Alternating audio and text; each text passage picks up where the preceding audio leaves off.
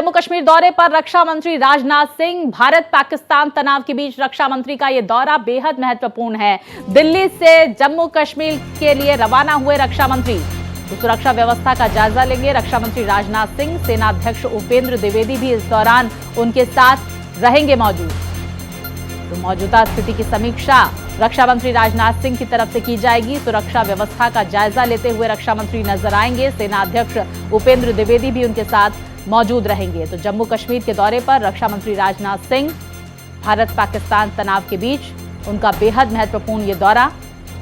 तो दिल्ली से जम्मू कश्मीर के लिए रवाना हुए रक्षा मंत्री, ये बड़ी खबर सामने निकल कर आ रही है। बेहद महत्वपूर्ण जम्मू कश्मीर इस लिहाज से भी क्योंकि कश्मीर पर लगातार अपने दावा ठोकता हुआ यहां पर पाकिस्तान नजर आया। अमेरिका भी कश्मीर का राग अलापता हुआ नजर आया। लेकिन बड़ी जानकारी आपको यह भी दे दे, हर एक मंच से भारत की तरफ से यह साफ कहा गया है कि कश्मीर भारत का आंतरिक मसला है, बात होगी तो पीओके पर होगी। और देखिए, बेहद महत्वपूर्ण रक्षा मंत्री राजनाथ सिंह का यह दौरा, जहां पर दिल्ली से जम्मू कश्मीर के लिए वो रवाना हो चुके हैं। तो मौजूदा क्या कुछ स्थिति है, इसकी समीक्षा रक्षा मंत्री राजनाथ सिंह की तरफ से की जाएगी। सेना प्रमुख भी उनके साथ मौजूद रहेंगे और आंकलन रक्षा मंत्री की तरफ से किया जाएगा। तो आपको बता दें, जम्मू कश्मीर में मौजूदा स्थिति पर मंथन होगा। रक्षा मंत्री की तरफ से जम्मू कश्मीर का यह दौरा, जिसके लिए वो दिल्ली से रवाना हो चुके हैं। भारत पाकिस्तान तनाव के बीच रक्षा मंत्री का यह दौरा बेहद महत्वपूर्ण माना जा रहा है क्योंकि देखिए, अब जम्मू कश्मीर और बॉर्डर से सटे तमाम इलाकों में भारत की क्या नीति रहने वाली है सुरक्षा के मद्देनजर। हालांकि भारतीय सेना पूरी तरह से मुस्तैद भी भारतीय वहां पर बॉर्डर्स पर देखी जा रही है। विकास मेरे सहयोगी विस्तार से जानकारी के साथ हमारे साथ जुड़ गए हैं। विकास, क्या दौरे से जुड़ी अहम अपडेट रक्षा मंत्री राजनाथ सिंह की क्या इंफॉर्मेशन मिल रही है? देखिए, पहले उनका दौरा जो है, ऐसी खबरें आ रही थी कि कैंसिल हो चुका है जम्मू कश्मीर का, लेकिन फिर आज सुबह खबर आई कि वो जम्मू कश्मीर का दौरा कर रहे हैं। जिस तरह से जम्मू कश्मीर में हालात बने हैं इस वक्त, पाकिस्तान से लगातार जिस तरह से सीज फायर का उल्लंघन हो रहा था, उसके मद्देनजर ये दौरा कई मायनों में बहुत अहम है। देखिए, जम्मू कश्मीर एक ऐसा राज्य है, ऐसा यूटी है जहां पर आए दिन पाकिस्तान की तरफ से गोलाबारी की जाती है, सीज फायर का वॉयलेशन किया जाता है।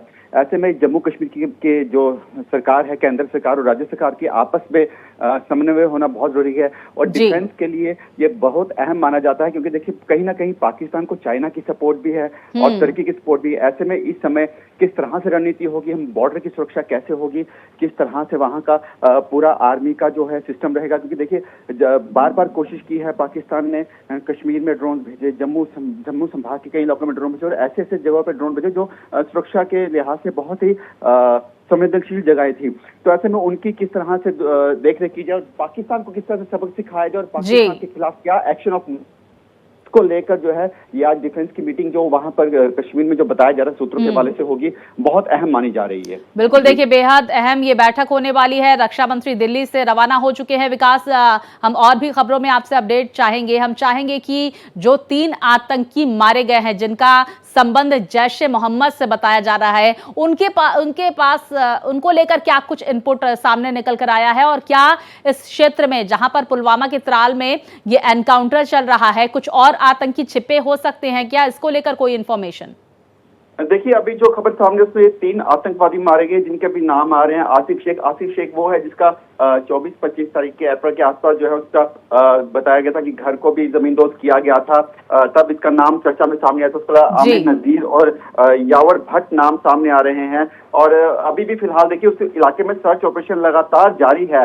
ये देखा जा रहा है कि कहीं और कोई आतंकवादी वहां पर मौजूद तो नहीं है। ऐसे में क्योंकि जब तक पूरा एरिया सैनिटाइज नहीं होगा तब तक सुरक्षा बल अपना कॉर्डन खत्म नहीं करेंगे।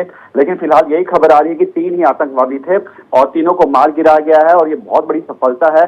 जिस तरह से आतंकवाद एक बार फिर से कश्मीर में दहशत फैलाने की कोशिश कर रहा था, ऐसे में 3 आतंकवादी परसों मारे गए, 3 आज मारे गए, तो बहुत बड़ा एक जो वर्कर का नेटवर्क जो ध्वस्त किया गया है, उससे एक बहुत बड़ी सफलता मिली है इस समय बिल्कुल, भारतीय देखिए सेना को। बहुत बड़ी सफलता भारतीय सेना को, और ऑपरेशन केलर वहां पर चलाया जा रहा है। विकास, देखिए 13 तारीख को शोपियां में एनकाउंटर हुआ जिसमें टीआरएफ के 3 आतंकियों को ढेर कर दिया गया। उसके बाद 2 दिन बाद ही ये एनकाउंटर जिसमें टीआरएफ वहां पर लश्कर के आतंकी ढेर हुए थे। और अब देखिए ये बड़ी जानकारी कि जैश के आतंकी, तो पूरे आतंकियों का सफाया जम्मू कश्मीर से करना है, ये सेना ने ठान ली है। बाकी इलाकों में जो आतंकी छिपे हुए हैं उनकी भी तलाश की जा रही है, और यही वजह। अच्छा, ऑपरेशन केलर नाम रखना कितना महत्वपूर्ण हो जाता है, और क्या सोचकर ये इस पूरे ऑपरेशन का नाम ऑपरेशन केलर रखा गया है? देखिए, जहां पर शोपियां में परसों ऑपरेशन हुआ था, तो उस एरिया जो है, उस पूरा एरिया जंगल है, वो केलर का एरिया कहा जाता है, और उसके लिए वो जो जंगल है वो गढ़ रहा है आतंकवादियों का।